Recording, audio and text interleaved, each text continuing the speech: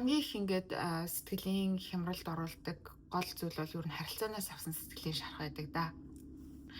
X одоо чиний хувьд ингээ мартаж чадахгүй байгаагийн хамгийн чухал нэг шалтгаан юу байгаа даа гэхээр X-ийнхаа талаар бүр маш их бодож байгаа бодлууд. Ялангуяа энэ нь болохоор нэг юм тархины тодорхой хэмжээний rumination гэдэг зүйл байдаг. Энэ юу вэ гэхээр юм эргэлдэх бодлуудыг нэрлэж байгаа хгүй.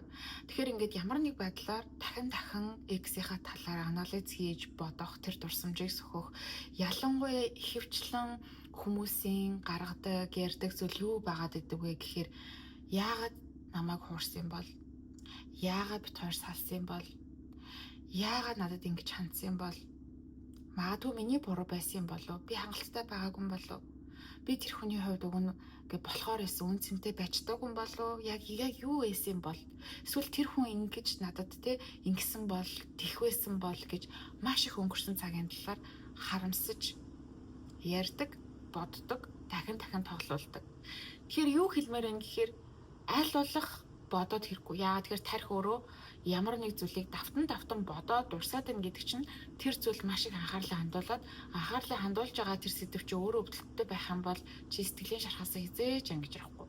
Тэгэхээр ингээд хин нэг мартахын тулд нэг юм төр зүр өөрийгөө сатруулдаг шүү дээ. Одоо жишээ нь өөр хүмүүнтэй уулздаг ч юм уу, найз нөхдөдөө гарч ордог ч юм уу. Эсвэл магадгүй өөр ингээл янз бүрийн юм сатарах гэж оролдож ууч мцаа ухдаг. Гэхдээ энэ төр зүрийн сатарлууд бол эргээл чамаа гэдэг X-тэй ботход хүргэдэг. Тэгэхээр аль болох өөрийнхөө одоо X-тэй холбоотой бодлоодыг багасгахын тулд хэд хэдэн зүйлийг анзаарах хэрэгтэй.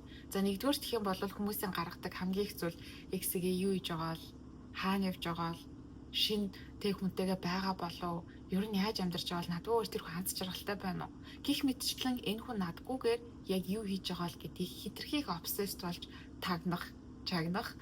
За тэгээд хурамч аккаунтаар одоо сталкерч аккаунтыг шалгаж ингэж хитрхий одоо юу гэдэг анхаарлаа тэр хүнээс салгаж чадахгүй байх тусмаа дандаа өнгөрсний талаар бодож бидрэмжээ салгаж чадахгүй байхад хамгийн чухал хортон нөлөөллүүд ингэж ордог.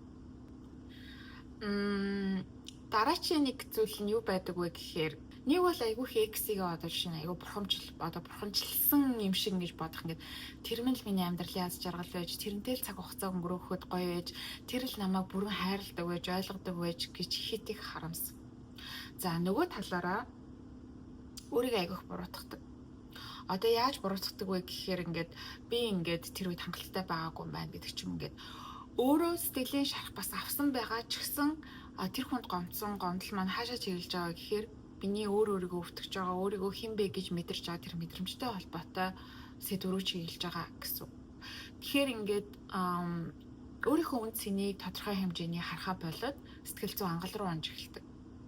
Тэгэхээр одоо нэг бол өөрийгөө буруутгадаг ч юм уу, эсвэл тэр хүнийг амар сайн байсан, бит хоёрын амьдрал ийм байсан, тийм байсан гэж хит их нэг дүгнэлт рүү аваачихгүйгээр аль нь алдаатай байсан, аль альнийх нь буруу байсан, аль нэг нь зөвхөн буруутай гэдэг ч юм уу, аль нэг нь зөвхөн зөв байсан гэдэг зүйл ерөөсөө байхгүй. Яагаад тэгэхээр харилцаа хоёр талаас дандаа явж байгаа учраас дээр нь таяраас бас шалтгааллахгүй нөхцөл байдал гэж байдаг. Амьдралын үйл явдлууд, таярын аль нь өөрсдөө шалтгааллахгүйгээр гаднаас ирж байгаа дарамтууд, ээж аавын нөлөөлөл, гэр бүл, санхүү. Ер нь ингээд нөхцөл байдал бүртээгүй, аль альнтайгаа ойлголцох боломжгүй нөхцөл байдал бүр хэрэг сэтрээд тэр харилцааг аврах боломжгүй болоод хоёр хүн таархаа болоод ирэхээр л ер нь ингээд салалтууд бий болдог байхгүй. Тэгэхээр энэн дээр ямар нэг буруутан юусаа хайгаад ирэх хэрэггүй, зүгээр л болоогүй байна. Аль нь алдаатай байж, гэтээ энэ амьдралд бол тодорхой хэмжээний бит хоёрт энэ харилцаанаас яг сурсан зүйл нь яг юу байгаад байна. Энэ сурсан зүйл нь миний одоо би X-ээс надад ингээд сурсан зан чанар, энэ хүнтэй хамт байснаар би ямар зүйлийг амьдралаа би болгосон гэдгийг аль болох сайн сайхан талаас нь харж, энийгээ өөрийнхөө амьдралд эрэг талаас нь авч үлдэхийг бодлоо хамгаалж авч үлдэхийг хичээгээрэй гэж зөвлөж байна. Хүмүүс ингээд X-ээс алсны дараа ялангуяа эрэгтэй хүмүүс ингэдэг байхгүй. Салангуудаа бараг юу ч болов юм шүү. Уус таарав тэгээ болоогүй гэл ихэндээ амар кул царайлж ирсэн аа. Нэг сарын дараа ч 2 сарын дараа новш царайлж эхэлдэг бүр амар сэтгэл готролд ороод бүр өстө нэрээ тухайд бол дөнгөж тавсныхаа дээр амар эрхчлөөг мэдрэл өстө нэрээ алж ин гэл тэгэл явж байгаа л 1-2 сарын дараа амар сэтгэл готролд ордог. Эмэгтэйчүүд бол дөнгөж салсныхаа дараа айгүй их сэтгэл нь хямарж байгаа. Тэгээд 1-2 сарын дараа нь сэргэж эхэлдэг. Энэ бол ингээд зөрдөг байхгүй. За тэгэнгүүт нэг ингээд нийтлэг зүйл нь одоо жишээ нь чиний хувьд одоо яг энэ нөхцөл байдал ингээд тулаан явж байгаа бол сэтгэл хөдлөл ерөөсө битгий дарангуулаар. Сэтгэл хөдлөл ерөөсө дарангуулж болохгүй. Одоо ингээд чи нэг юм хүчтэй байх хэвээр эсвэл хүмүүст одоо тэ ингээд өөрийгөө зөвөр ойлгуулаад нэг юм лаг болох гэж эсвэл аль нэг юм тэр хүний буруу байгаад би одоо тэ баг ингээд салсан нь ялалт болсон юм шиг ингээд харуулж агаад өөрөө бурууг авахгүй тул гэдэг ч юм ингээд хүн айгүй нэрээ боддог. Тэгэхээр ингээд энэ салалтаас аль аль нь мэдээ сэтгэлийн шарах авсан хэцүү байгаа нь тодорхой байхгүй. Тэгэхээр ингээд хүмүүст ингээд одоо тэ өөрийнхөө сул талаа харуулахгүй тул гэдэг ч юм эсвэл өөрөө өөртөө ингээд нэг муухай мэдрэмж авахгүй тул өөрийнхөө ингээд уйлах гээд байгаа хэцүү байгаа мэдрэмжээ бити дарангуулаар уйлмаар уйлвал хэцүү байгаа тэгвэл хүмүүст тэрийг харуулахаас битийч. За тэгэл Монголын эрчүүд модон давирсан биш, халахын эмэгтэйчүүд хадан давирсан биш, зүгээр штэ андаа гэл нөгөө найзууд нь ч юм уу эсвэл гэр бүлийнхэн зөвлөдөл та. Гэхдээ үнэхээр хэцүү байгаад байгаа сэтгэл хөдлөлийн мэдрэмж цаанаасаа байгаад байгаа бол тэрийгэ гадагшлуулаарай. Заавал тэрийгэ нэг юм дарангуулаад авах шаардлагагүй. Яагаад тэгэхээр дарангуулж байгаа сэтгэл хөдлөлүүд хизээ нэгэн цагт дэлбэрдэг. Дэлбэрч гарахаараа бүр илүү хүчтэйгээр дэлбэрч гардаг. Тэгэхээр энэ бол маш тийм том бохомдол сэтгэл зүйн ачаал болж үлддэг учраас аль болох хурдан X-ээсээ move on хийгээд илүү тийм хурдах амьдралтай дааз жаргалтай бай гэх юм бол одоо мэдэрч байгаа сэтгэл хөдлөлөөсөө битгий цухтаараа гэж хэлээ. Нөгөө X-ээ дараа нэг юм мартаж чадахгүй айгүй урт удаан хугацаанд ингэ шаналаад байгаа бол нэг зүйл байгаад байгаа байхгүй. Энэ юу одоо гэхээр нэг юм хоосон орон зайг зүгээр худлаа хоосон гялс дүүргэж шийдвэр гаргах гэж хичээдэг нэг зүйлүүд байгаа. Одоо жишээлбэл гялс нэг шинэ хүнтэй болцоонд явдаг ч юм уу, гялсны хүнтэй шууд ороо өргөчдөг ч юм уу. Яагаад тэгэхээр нөгөө хэцүү байгаа мэдрэмжээс цухтааж байгаа, хоосон мэдрэмж авахыг хүсэхгүй байгаа. Одоо яг өөртөө нүүр тулаад яг ингээд бүрэн хэмжээний имжлэгтэй явдаг. Энэ бол хүн болгоны хувьд адилхан процесс байхгүй. Тэгж яхад ингээд би өстой юу ч болоогүй юм шиг те ингээд дараачийн шууд харилцаанд оронгуудаа юу ч болоогүй юм шиг ингээд үерхэд явах те шинэ харилцаа руу яарч юусоо болохгүй яа. Тэгэхээр энэ бол худлагаасаа чамаас сатаруулж байгаа хэсэг хугацааны дараа дахиад нэг сэтгэлж аяга хөвдөн нэгсээ мартаагүй баа мэдрэн улам илүү нөгөө шинэ харилцаагаа хордуулж эхэлдэг. Тэгэхээр юусоо энийг болохгүй шүү. Дараачийн зүйл арх шоунаас юусоо хол байх хэрэгтэй. Энэ бол хүнийг зүгээр л хэцүү байгаа хоосон байгаа мэдрэмжийг төрхөн хэмжээний сатаруулж байгаа л хэлбэр болохоос ш илүү амар хэцүү мэдрэмж рүү бүр аваачдаг. Яа тэгэхээр арх шоу болоод бүр хүний хиймлэр зүгээр ингээд аз жаргалтай юм шиг хөвөлж ирсэн аа. Жинхэнэ бодит байдлаас илүү бүр 2 дахин газар руу унгаадаг тийм аюултай байхгүй. Тэгэхээр ингээд салцаа станер ганц тэ гоё гараас телесрэг мэрэг гэж байгаа тийм зүйлээс ер нь бол аль болох хитрээ бити хитрүүлээрэ гэж хэлмээр байна. За ер нь ингээд амар сэтгэл хэцүү байхад бүр хамгийн чухал зүйл ер нь бүгдээрэнд нь байдаг да. Ингээд хэцүү юм тохиолдохоор хүн өөрийгөө ингээд автоматар тусгаарлаад эхэлдэг шүү дээ. Одоо ингээд ганцаараа баймар санагдаад хинтээ ч юм ярмааргүй санагдаад найз нөхдөж холбогдохой болол гэр бүлийнхэнтэйгаач ерөөсөө холбогдохой болол нэг айл болох нэг юм өөрийгөө би л ингээд ерөнхийдөө өөрийнхөө зовлонг өөрөө мэдрээд ганцаараа зовё гэдэг юм онцлог ер нь хүн болгонд байдаг бах. Тэгэхээр хэрвээ чи ингээд яг ингээд өөрийгөө тусгаарлаад амар депрэл эхэлж байгаа бол чи буруу зам руу явж байна. Яагаад тэгэхээр чи улам ингээд хэцүү орон зай руу ангал руу унаад эндээс юу өсдөг вэ гэхээр чи дахиад хин нэгэнд ирээдүйд итгэлгүй болж хүмүүсийг ер нь үзэн ядах эсвэл би ер нь ганцаараа юм байна доо намайг хэцүү зүйл тохиолдоход угаас хинч надад туслахгүй гэдэг ийм мэдрэмжийг өгдөг.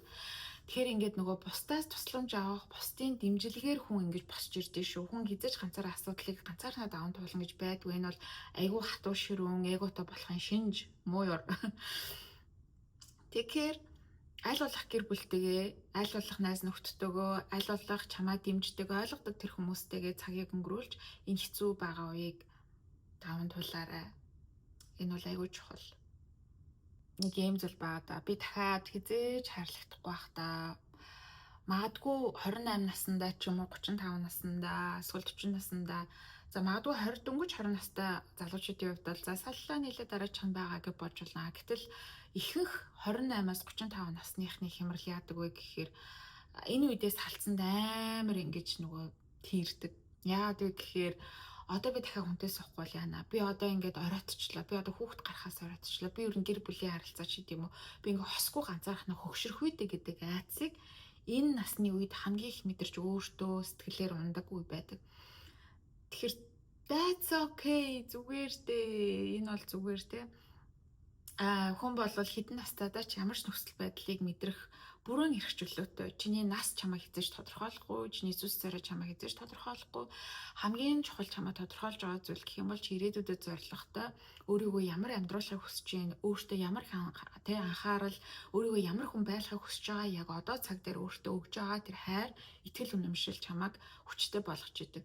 Чи өөрийгөө гоё гэж бодоод өөрийгөө сэтгэл ханамжтайгаар сайхан харж чадах юм бол тэр итгэл үнэмшил чинь чамайг сайн сайхнаар гэрэлтэд нөлөөлдөг болохоос биш чи хүмүүс шиг амьдарч те хүмүүсийн яг ингэж одоо нийгмийн өгж байгаа тэр стандартын дагуу итгэл үнэмшлийн дагуу өөрийгөө нийцүүлэх гэж хичээгээд амьдраад байх юм бол чи хизээч өөртөө сэтгэл ханамжтай байхгүй. Яагаад тэгэхээр энэ бол зүгээр л хоосон нийгмийн стандарт дундаж зүгээр ингээд нэг нийтлэг болдог бие биендээ өгдөг юм ойлголтууд хуурамч итгэл үнэмшил stereotype те нийгмийн ийм итгэл үнэмшил. Тэгэхээр өөртөө өгж байгаа одоо магадгүй салхалтаас өгж байгаа чамд ингээд нэг юм итгэл үнэмшил үүсчиж магадгүй. Жишээлбэл одоо дахиж хизээж би хүнд итгэхгүй, дахиж би хүнээр хайрлуулахгүй байх, эсвэл би ингээ ганц биеэр ингээд өөхөх юм болов, би ингээ хөшрөх юм болов, би ингээ харилцаанд аягүй азгүй гэдэг ч юм уу. Ингээд өөрийгөө ерөөсөө голж өөрийгөө ингээ сэтгэлээр унгааж болохгүй. Яа тэгэхээр зүгээр булан эргээл чиний амьдралд юу тохиолдож чи мэдэхгүй байгаа шүү дээ. Тэгэхээр ингээд өөрийгөө нэг сэтгэлийн шархавлаа гэж дараачийн одоо шоронд бодлын хуурамч итгэл үнэмшлийн шоронд битгий хориорой. Яа тэгэхээр амьдралыг чи илүү ирээдүгөө харж чадах юм бол ирээдүгөө төсөөлж чадах юм бол чи ирээдүйдээ илүү ихтгэлтэйгээр би хүртэх ёстой зүйлээ хүртэх ёстой. Би илүү сайхан аз жаргалтай магадгүй миний ингээ өнгөрсөн харилцаанууд тийм төгс төгөлдөр байгаагүй ч гэсэн би эндээс аягүй олон зүйлээ сурсан. Тэгэхээр би ингэж магадгүй сэтгэлийн шарах авсныхаа хэрээр би илүү хөгжиж байгаа гэсэн би илүү сургамж авч байгаа. Тэгэхээр энэ хэмжээгээрээ би илүү урагшаага дараачийн харилцаан дээр би илүү амжилттай байх надад ийм чадрууд, скиллүүдийг ингэж суулгаж байгаа учраас би энэндээ аягүй их талархалтай байна. Тэгэхээр ингээд ирээдүйд надад ингээд илүү сайн сайхан тий одоо харилцааг надад ингэж ирээдүй бэлтэж байгаа тийшээгээ ч гэсэн би очих хүсэж байгаа учраас миний амьдрал гэрэлтэй байгаа гэдэг итгэл үнэмшлээ бити алдаараа. Яа тэгэхээр энэ бол үнэн зүйл. Хүн өөрийнхөө сэтгэл оюун бодолтой юуг оруулж ирнэ тэр бүхэн гайхамшиг болж биегээр одоо биелэл болж бодит болдог учраас миний дотор бодож байгаа, итгэж өмшөж байгаа зүйл болгоо миний үйлдэл болгож ам хэллээр минь гарч тэрнийхээ төлөө би ирээдүг өөрөө бүтээж явдаг. Гаранд маань бүх миний аз жаргалтай байх зэвсэг маань байдаг учраас одоо ерөөсөө энэ дээр бити урам уграараа хүмүүсийн хэлж байгаа үе бити тоо нийтлэгээрээ хүмүүсийн хэлдэг нэг тэ чамайг айлгадаг айцууд байгаа шүү дээ. Яана одоо чи өстө нэрээ хүнтэй суугаал уу өстө яана чи нэрээ хүүхдтэй юм чинь чи дахиж хүнтэй байхгүй бол яана гэдэг ч юм уу эсвэл гэрийнхэн нь ингээл айгуу шүүмжилт дийсэлдэг болно. Тэр бити тоо зүгээр л урагшаа гараад амьдрал бол маш баялаг. Чи дэлхийн айлч оронд, айлч өнцөгт магадгүй Монголын айл хэсэгт чи ажиллаж амьдарсан ч гэсэн маш гоё эрг гэрэлт ирээдүйд чам бүтэж яагаад гэхээр чи өөрийнхөө ирээдүг өөрийнхөө толгойн дотроо бүтээж чадна гэдэгтэй итгээрэй. За дараагийн амжилт хүртэл түр баяртай.